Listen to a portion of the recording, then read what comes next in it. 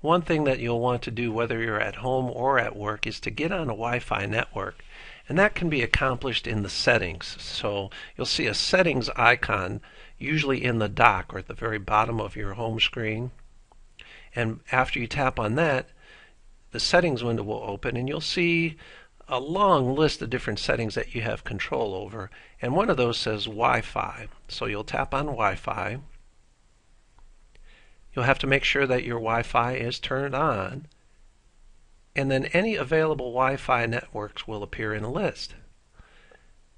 Tap the network you wish to connect to, and then if there is a password, you will be prompted to enter the password to be able to join that wireless network.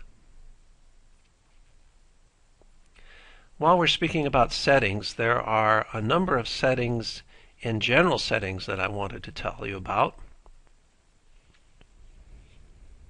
The first one in general settings is About, and this will tell you the name of your iPad. It will tell you how many songs, videos, photos, applications that you have installed, the capacity in gigabytes of your iPad, and also the space that's available.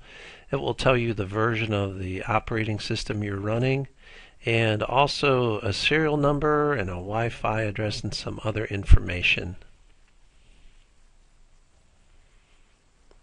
Where it says software update, if one is available, this is where you will install it. You'll notice that on mine it tells me my software is up to date.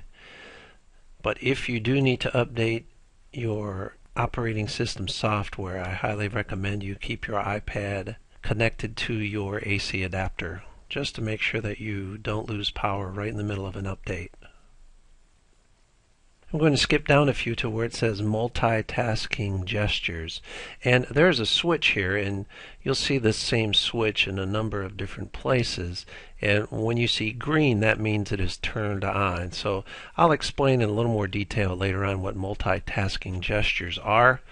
Now, one thing that I think is very important right below that is the side switch.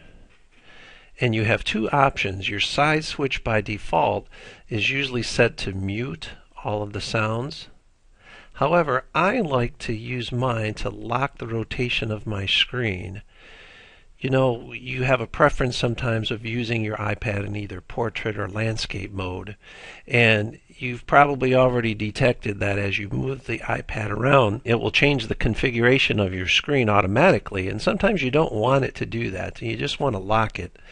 And that's why I have my side switch set to lock my screen rotation. A little further down is something called auto lock. That means if you don't push any buttons or use anything on your iPad after a while, a power saving feature, the screen will go dark.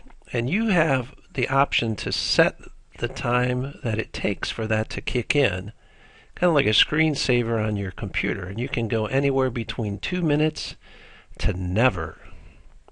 And once your screen does go dark, all you have to do is tap the sleep wake button or the home button, and you'll have to slide a little slider across the screen to unlock your screen. Now, something that works in conjunction with that is a passcode lock to protect your privacy by allowing you to set a 4-digit code or a even longer code, which means that no one else will be able to unlock your iPad screen to see what it is you're working on or to read your email.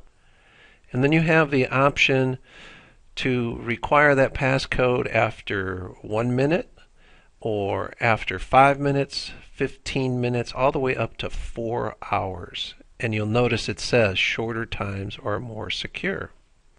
There's another feature that I personally don't use that says erase data.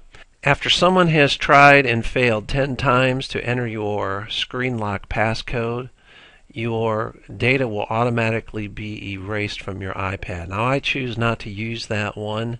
I've also heard of situations where siblings will deliberately do this to each other's iPads or iPhones. So my recommendation is to not turn that feature on. Thanks for watching, and if you have any questions, please feel free to email me, james.dornberg@monroeisd.us.